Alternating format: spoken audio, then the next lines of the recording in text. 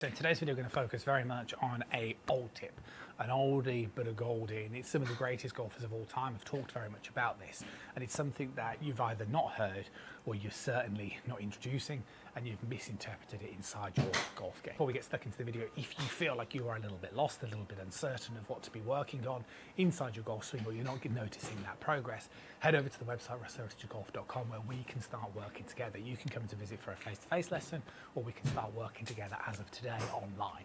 Right, back to the video. So one of the things that a lot of the great golfers always talk about is this sensation of loading in the backswing position.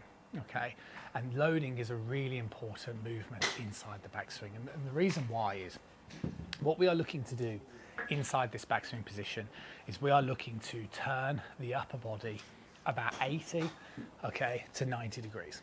And you need to do that. And the reason why you need to be able to turn your upper body 80 to 90 degrees in the backswing position is because it moves the hands and arms to the side of the body. Okay, so if we don't do any rotation or we do too little, you're always going to come down too steep in that downswing position.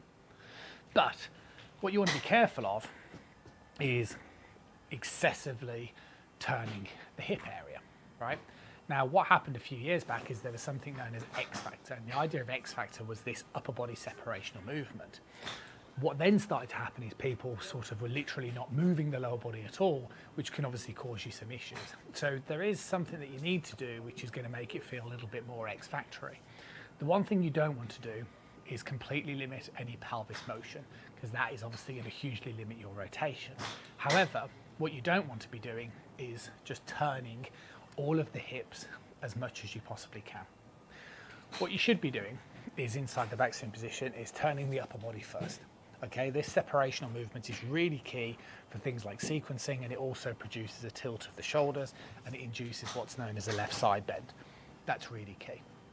Once that's been introduced inside your swing, as I'm demonstrating now, the next thing that needs to happen is that we're going to try and get this sensation of turning the pelvis in towards your trail leg. But your trail leg needs to try to stay flexed. You see, it's the amount of pelvis rotation which is key. So let's say my pelvis has to turn 45 degrees, right, in this direction. If I keep my trail leg flexed, it restricts too much unnecessary hip motion. And therefore, if I can obviously get this feeling of turning into this right leg, keeping this leg flexed, that's where the sensation of load really comes from. You can then use that side to push off to open up the pelvis in the downswing.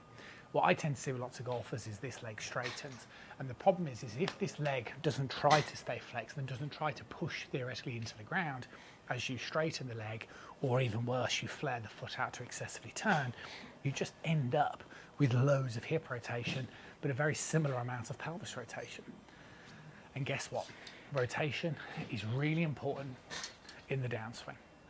And if you're turning 60 degrees or you're moving the hips unnecessarily in that backswing position, that's exactly the reason why you're never going to be able to open up the pelvis coming in towards that downswing position. So that sensation of load is all about getting that feeling of keeping that leg flexed, turning in towards that leg, and from there, well, that's a really key move.